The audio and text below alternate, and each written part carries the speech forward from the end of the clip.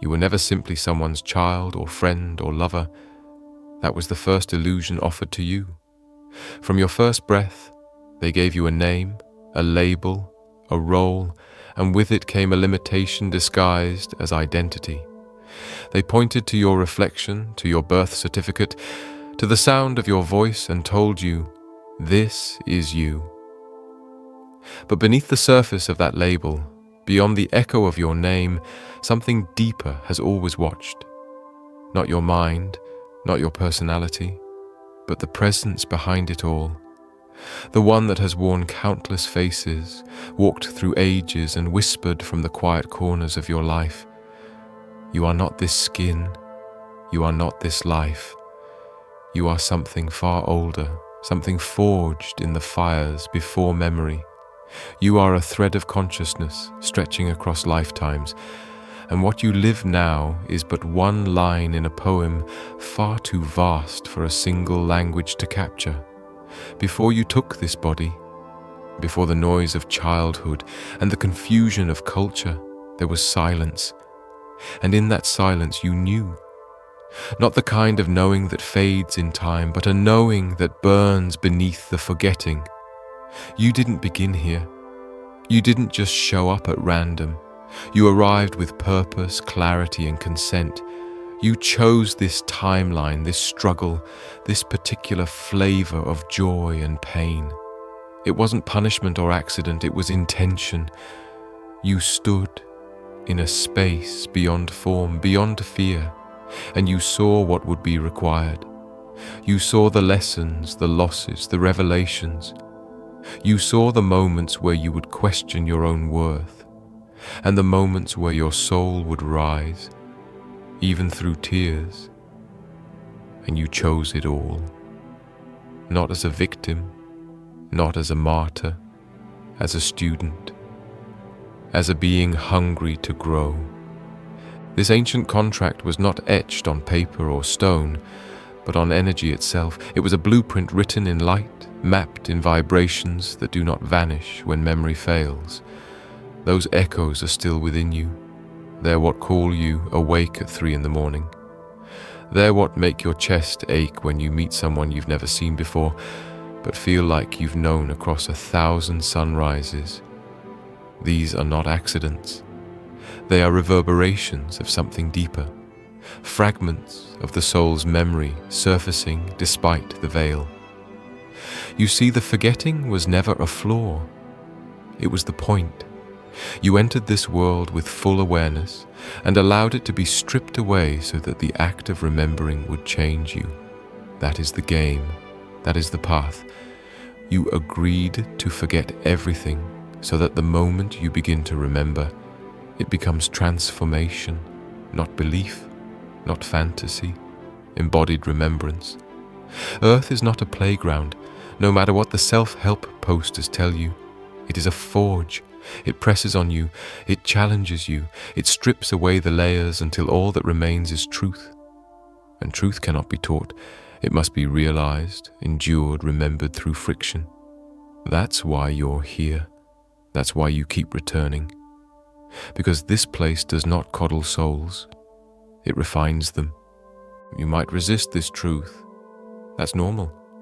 The identity you wear, the one given to you by your family, your school, your society, clings tightly to its narrative. It needs to believe in blame, in injustice, in random misfortune. It recoils at the idea that you might have chosen your own heartbreaks. But the soul does not seek comfort, it seeks expansion. And growth rarely blooms in soft soil. It comes through pressure, through chaos, through the exact people and experiences you often wish you could erase.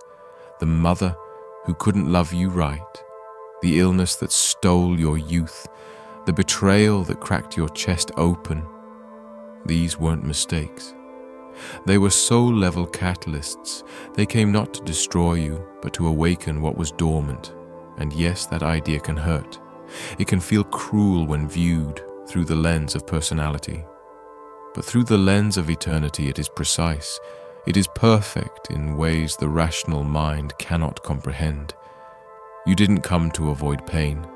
You came to transmute it, to learn alchemy not in theory but in your bones. You came to turn suffering into wisdom, abandonment into strength, confusion into clarity, and you are doing it even when it doesn't feel like it. There are moments when the veil thins, those flashes of déjà vu, those dreams that linger like truth, those feelings that something is both familiar and impossible. These are not glitches, they are clues, glimpses into what you knew before the density of matter dulled your memory. Your soul has never been silent. It speaks through symbols, through synchronicities, through the ache you can't explain when you stare at the stars. It's why certain places feel holy, why certain people feel like home.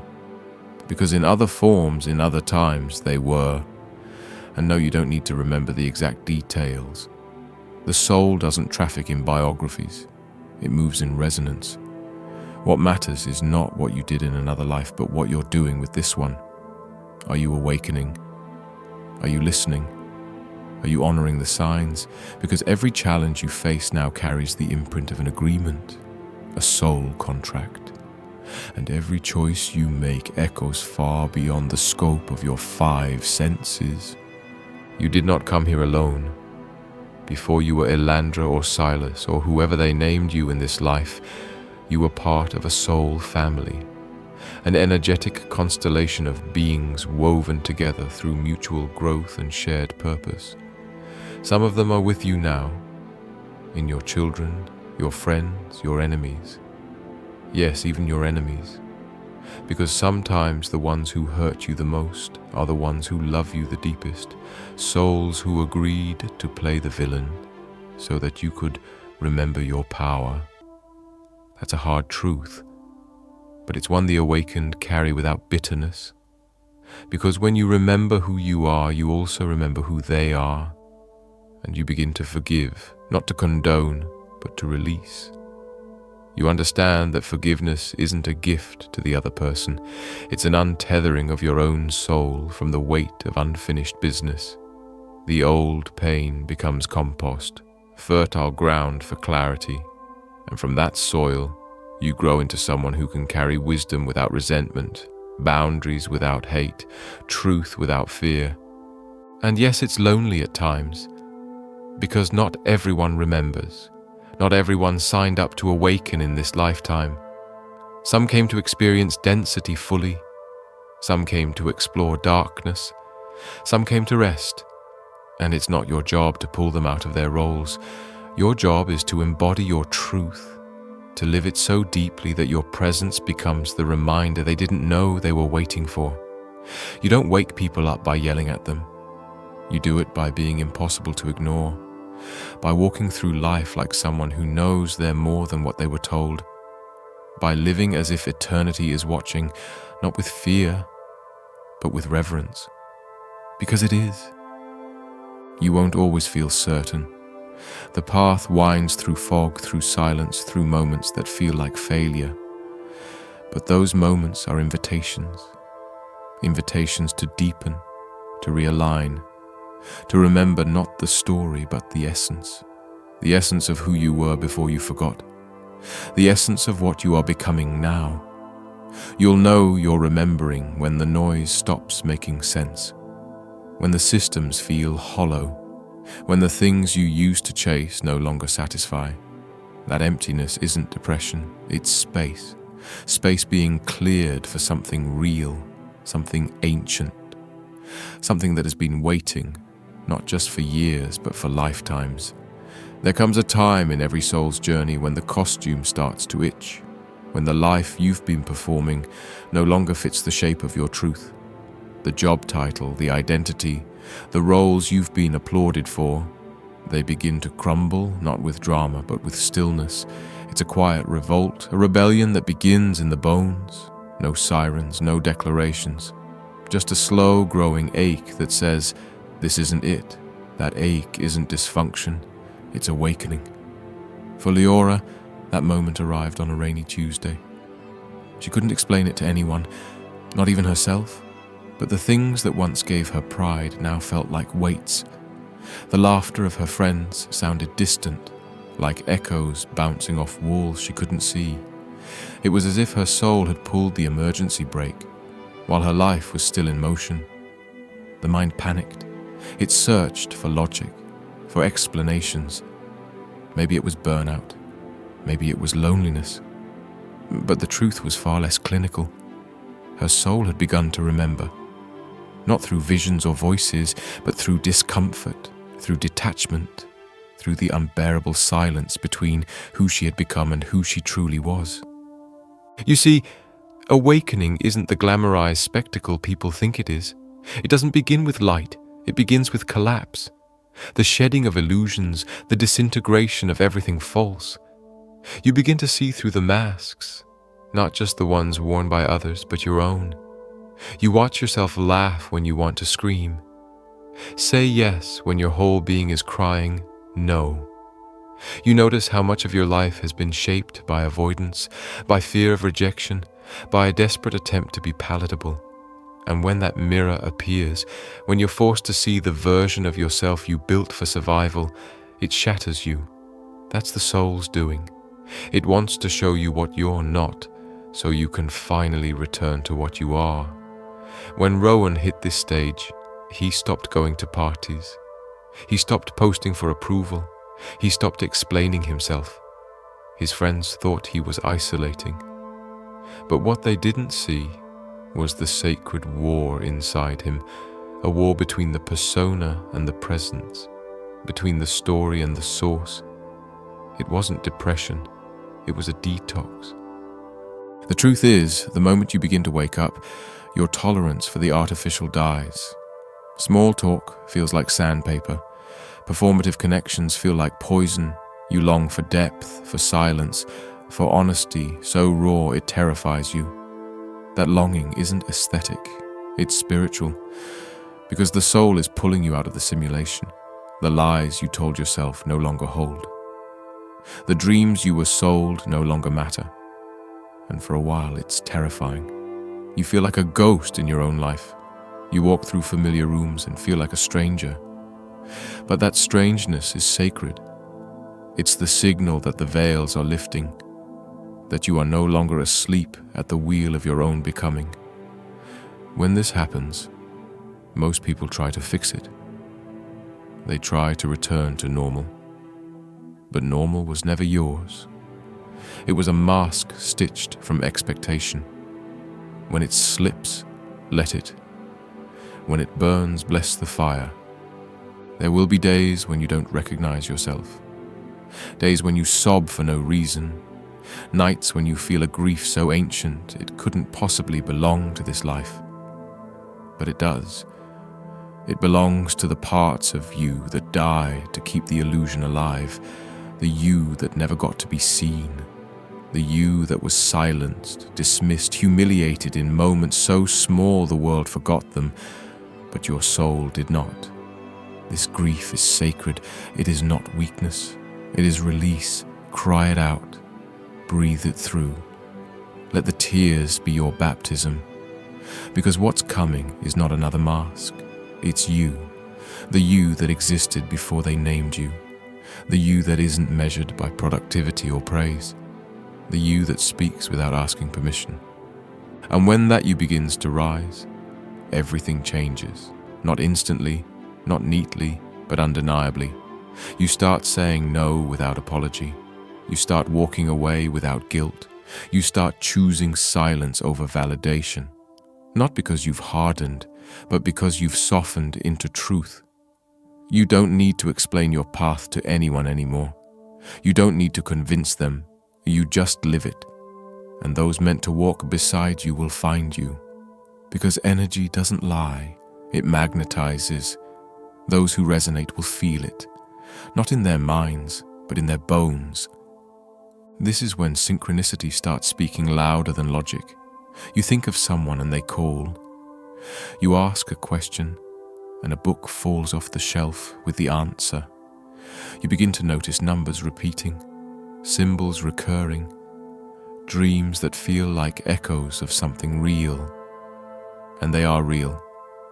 They are messages from the invisible. proof that you are no longer living on autopilot. You are remembering how to listen. When Sage reached this point, she stopped needing signs. She became the sign. She stopped asking for permission. She gave herself authority, not to dominate, but to align. She stopped fearing the unknown because she remembered. She is the unknown. She is the void that births reality. And so are you. Your dreams begin to change too, not just in content but in texture. They stop being chaotic montages and start becoming transmissions, lessons, meetings, journeys. You wake with fragments of other worlds, faces you've never seen but feel like home, messages that hum through your body long after your eyes open. That's not fantasy. That's the soul communicating. Because the more you remember here, the more access you have there. The veil doesn't disappear, it thins. And the more you trust the invisible, the more it shows itself. There's a phase in all this that feels like floating. You've left the shore but haven't reached new land. You're untethered, uncertain, unraveling. This is the void, the liminal, the sacred in between. And it's where the deepest work happens. Because here, in the silence of not knowing, your soul weaves itself anew. Here the old you dies, not with violence but with stillness, and you're left with nothing but breath and being. It's uncomfortable, but it's also the birthplace of authenticity. When Elian was in this phase, he wandered without aim. He sat in parks for hours. He forgot how to be who he was. And that forgetting was his liberation. Because what rose from it wasn't a better version. It was a truer one. You may lose things here, people, plans, parts of your identity that once felt like home. But you'll realize they weren't home. They were just furniture in the house of your forgetting. And now you're renovating, rebuilding from the foundation up. And this time the foundation is soul, not strategy. You stop asking what you want to be and start asking who you already are. You stop chasing and start attracting. You stop surviving and start creating, not as an act of ambition, but as an act of remembrance.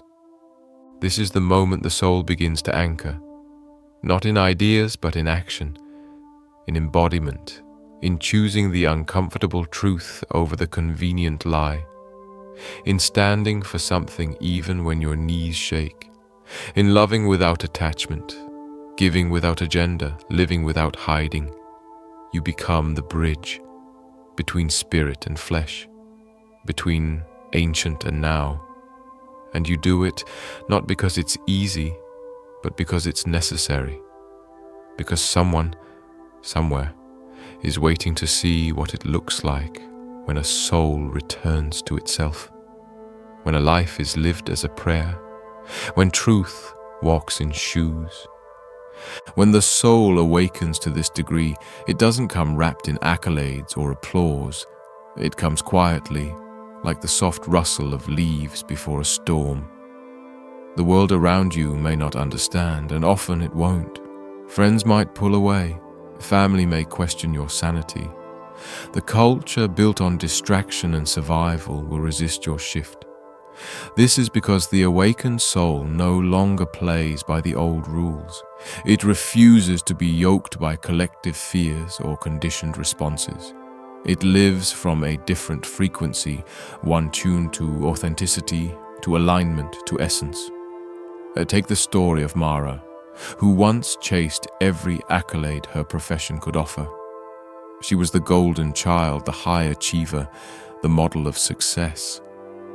But beneath that shiny exterior, she felt hollow, like a puppet missing its strings. When her awakening began, she started questioning everything: the meaning of her work, the people she surrounded herself with, even the narratives she told herself to keep going. As the layers peeled back, she lost clients, status, and financial comfort. But she found something far greater. A wellspring of peace and purpose that no external validation could touch. The price was high, but the currency was eternal. This phase can feel like a desert, like a place of nothingness where old comforts die and new certainties haven't yet been born. But it is in this desert that the soul learns resilience. It discovers that it does not need external approval to be whole. It begins to drink from its own well. You start trusting your intuition over logic, your inner voice over societal norms. You begin to feel energy, yours and others, in ways that defy explanation. You spot dishonesty before it's spoken. You feel the subtle shifts in a room. This sensitivity is not weakness. It is your soul tuning in to the vibrations beneath the surface. It is the skill of the awakened. As this process unfolds, boundaries become sacred. You learn to protect your energy fiercely. No longer will you sacrifice your peace for a smile. No longer will you give your time to those who drain without reciprocating. The clarity that comes with awakening is brutal and beautiful. You see clearly who nourishes your growth and who feeds on your light. You learn the art of saying no without guilt, saying yes without fear. This is self-love in its most potent form, not the Instagram version, but the raw, uncompromising defense of your inner sanctuary. When Thea reached this phase, he cut ties with longtime friends who thrived on drama and judgment. It was painful, it was lonely, but it was necessary, because to walk awake you must surround yourself with souls who honor your light, even if their own paths differ. Alongside boundaries comes a deepening relationship with solitude. This is not loneliness, but communion. The awakened soul seeks space to listen, to integrate, to breathe. Silence becomes a friend, not a void. The noise of the world fades, replaced by the hum of presence. In these moments you connect with your higher self, not as a distant deity, but as the truest part of you, always waiting, always patient. This communion strengthens your resolve. It fuels your transformation.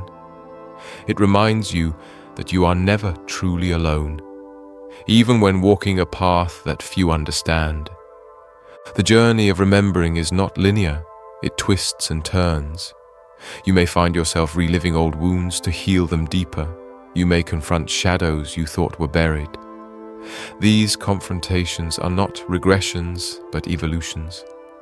When Saria faced her childhood abandonment anew, she experienced pain unlike before, but also a profound release.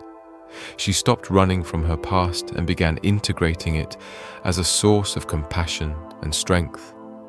This integration is alchemy, turning lead into gold, pain into wisdom, darkness into light. One of the most profound shifts in awakening is the surrender of control. You realize that life is not a puzzle to be solved, but a dance to be felt. You stop fighting the current and start moving with the flow. Even when you can't see the destination, this surrender does not mean giving up. It means giving in to the greater intelligence that animates existence. You begin to trust the timing of your life. The synchronicities that once seemed random become orchestrated. You recognize the invisible threads pulling you toward growth. When Kaylin stopped resisting change, doors she never imagined opened. Opportunities arrived disguised as challenges. People appeared who shifted her perspective. Her life became a tapestry woven with intention rather than accident. Awakening also brings a fierce compassion for yourself and for others. You begin to see that everyone is on a journey as complex as your own. The mistakes, the pains, the defenses, they are all part of the dance. This compassion does not excuse harmful behavior, but recognizes its roots in fear and forgetting. You become a witness to human fragility, holding space without judgment. This compassion is not soft, it is fierce. It is a shield and a balm. It allows you to love without attachment, to help without losing yourself, to be present without being overwhelmed. As you embody this love, your energy shifts. You start attracting people, experiences, and opportunities that reflect your transformation. The external world becomes a mirror. When you change inside, the world around you responds. This is why the path can feel isolating at times. Old relationships may fracture because they no longer resonate with your new frequency. But new connections bloom, often unexpectedly and beautifully. You find kindred spirits in strangers. You discover guidance in unlikely places. Your life begins to align with your soul's blueprint. The awakened soul also develops discernment. Not the judgmental kind, but a deep knowing about what nourishes and what depletes. You learn to listen to your body as an oracle. Your gut sensations become compass points. Your heart's whispers become guidance. You no longer chase trends, opinions, or societal approval. You follow the subtle pull of your own truth. This discernment protects you from manipulation and distraction. It roots you in authenticity. This phase of remembering brings with it a new relationship to fear. Fear doesn't disappear. It shifts form. It shows up as hesitation, self-doubt, the voice whispering, "Not enough." But the awakened soul doesn't run from fear. It sits with it. It learns from it. It lets fear teach rather than terrorize. When Mira faced her deepest insecurities, she found not weakness but courage. She found that fear is not the opposite of love, but its companion on the path. And by embracing fear, she reclaimed her power. At the core of this awakening is a profound shift in identity. You stop defining yourself by roles, labels, or achievements. You start seeing yourself as a being of light and shadow, strength and vulnerability, permanence and impermanence. You embrace paradox without confusion. You hold complexity without fragmentation. This is the rebirth of the self, not as a static concept, but as a living, evolving presence. You become the observer and the participant, the student and the teacher, the question and the answer. You also begin to understand the true nature of death, not as an end, but as a transition. You see it not with fear, but with curiosity. You recognize that the soul's journey extends beyond this life, that the body is a vessel, temporary and sacred, but not the whole story. You find comfort in ancient wisdom, in the stories of near-death experiences, in the knowledge that consciousness is infinite. This understanding changes how you live. It deepens your appreciation for every breath, every moment, every connection. As the awakening matures, you start to live from a place of alignment rather than reaction. You respond instead of react. You create instead of consume. You lead not through force, but through presence. This is true power, quiet, steady, unshakable. You no longer seek to control the world, but to align with its flow. You become a channel for something greater, a vessel for love and wisdom in action. This is not the end of the journey, but a new beginning. The path of the soul is eternal, unfolding across lifetimes and dimensions. You are part of a cosmic dance, a universal story that transcends time and space. You walk this earth not as a solitary figure, but as a thread woven into the infinite tapestry. And with every step, you remember a little more who you truly are. In this phase of awakening, the soul learns to navigate the tension between form and freedom. You come to understand that while the body is temporary, the essence it carries is eternal. That the structures of society, jobs, relationships, possessions are like sandcastles by the shore, beautiful but impermanent. And yet within this impermanence lies profound opportunity. For it is the very fragility of life that ignites the urgency to live deeply, to love fiercely, to be fully present. When Amara embraced this truth, she stopped clinging to outcomes. She let go of her need to control every aspect of her life and instead began to flow with the rhythms of existence. She discovered joy in simplicity, in a sunrise, a stranger's smile, the quiet moments between words. She learned that freedom is not the absence of responsibility, but the presence of awareness. This awareness awakens a new kind of responsibility, not one born of obligation or guilt, but one born of love.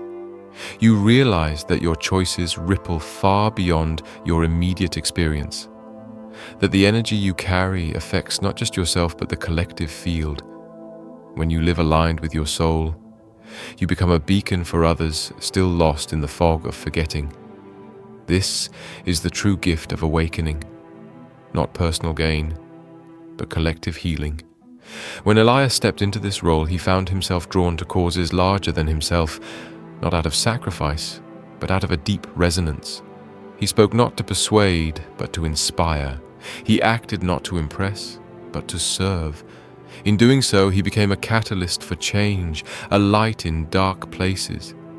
As your consciousness expands, so too does your relationship with time. The linear clock that once dictated your life loosens its grip. You begin to experience moments outside of time, those flashes of eternity where past, present, and future converge. These moments remind you that you are not bound by chronological limits, that your soul's journey transcends the confines of a single lifetime. This realization brings peace. It dissolves the urgency born of fear and replaces it with trust. Trust that your path unfolds perfectly, even when unseen. Trust that endings are beginnings. Trust that every experience is a lesson, a gift, a step toward wholeness. With this expanded perception comes a deepening connection to nature and the cosmos. You start to feel yourself as part of a vast living web, interconnected with trees, stars, animals, and the unseen forces that dance through the universe. This connection is not sentimental, it is sacred. It grounds you in humility and awe. It reminds you that you are a microcosm of the macrocosm, a fractal reflecting infinite complexity. When Nyla walked through the forest one autumn afternoon, she felt this truth pulse through her veins. The rustling leaves spoke of cycles and surrender. The wind carried whispers of ancient wisdom. She understood, not intellectually but deeply, that her soul was woven into the fabric of all life. This awareness transformed her relationship with the world, from one of separation to one of belonging. This belonging calls you into deeper alignment with your purpose, not the purpose sold by culture, which is often tied to achievement or status, but a soul purpose, unique, evolving, and intimately yours. It is the reason you chose this lifetime, the thread that pulls you through confusion and chaos toward meaning. Discovering this purpose requires courage. It asks you to face fears, to release attachments, to trust the unknown. When Dalen uncovered his purpose, it was not a grand revelation but a quiet knowing, a pull toward healing, teaching, and creating spaces of safety and truth. His purpose was not a destination but a living practice, unfolding as he did. The awakened soul also embraces paradox. You no longer seek to simplify life into black and white, good and bad, success and failure. Instead, you hold complexity with grace. You understand that light contains shadow, and shadow contains light. You meet your own contradictions with compassion and curiosity. This embracing of paradox expands your capacity for empathy and wisdom. It allows you to hold space for others without losing yourself. When Serafina realized this, she stopped judging her own flaws and those of others. She saw imperfections as invitations to growth rather than failures. This shift freed her from the chains of perfectionism and opened her heart wider than ever before. At this stage, your relationship with the mind transforms. The mind, once a relentless chatterbox, becomes a tool rather than a master.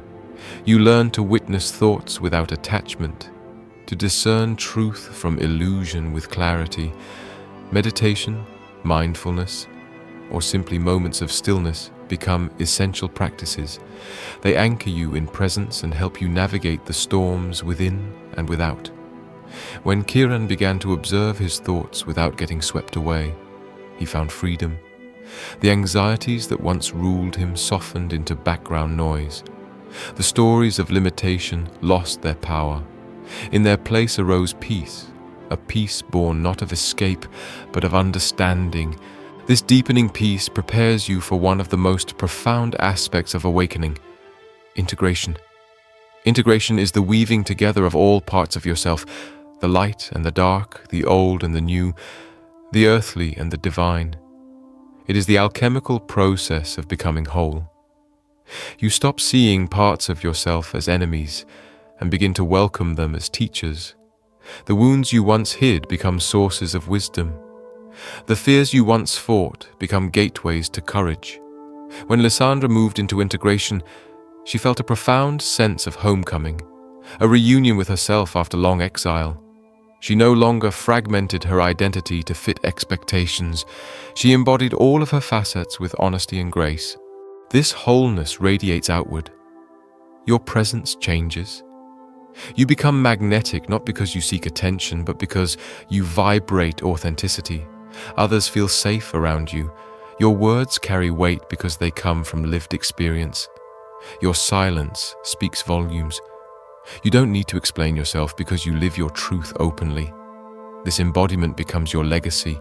It shapes not just your story, but the stories of those you touch. Yet, even in this phase, challenges arise. The awakened soul faces ongoing tests, not to punish, but to refine. Old patterns may re-emerge as invitations to deepen healing. New obstacles may appear to stretch growth. The journey never truly ends. It unfolds eternally, like a spiral ascending higher and higher. You learn patience, resilience, and surrender anew with each cycle. When Asiel encountered setbacks after years of progress, he did not despair. Instead, he welcomed them as sacred opportunities. This mindset transformed difficulty into a doorway rather than a wall. Through all of this, the ultimate truth crystallizes. You are not separate, not from the earth, from others, from the divine, or from yourself. Separation is the great illusion that the soul came to dissolve. You come to see that all is one, woven together in a vast cosmic dance. This awareness fosters humility and power simultaneously. You act with responsibility because you know your actions ripple through the web of existence. You live with gratitude because every moment is a gift from a greater whole. And you love not because you need, but because you are love. As you reach this stage of soul remembering, you realize that liberation is not about escape, but about presence. Not about transcending life, but fully embracing it. You stop running from pain, fear, or uncertainty and start walking through them with open eyes and an open heart. When Evren arrived here, he understood that true freedom was living in alignment with his deepest truth, even when it defied expectations or comfort. He no longer needed to prove anything to the world or himself. Instead, he became the living embodiment of surrender and strength intertwined. This paradox is the hallmark of the awakened soul.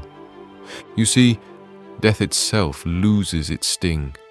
It is no longer a final enemy, but a doorway, a threshold to another form of existence. The body may cease, but consciousness flows on, shifting like water between states. Stories of near-death experiences, of souls meeting guides and loved ones on the other side, are not myths, but glimpses into the broader reality you are part of. This knowledge transforms how you live. Each breath becomes sacred, each moment a precious gift. You begin to cherish the impermanence that once terrified you, knowing that every ending is simply a new beginning disguised.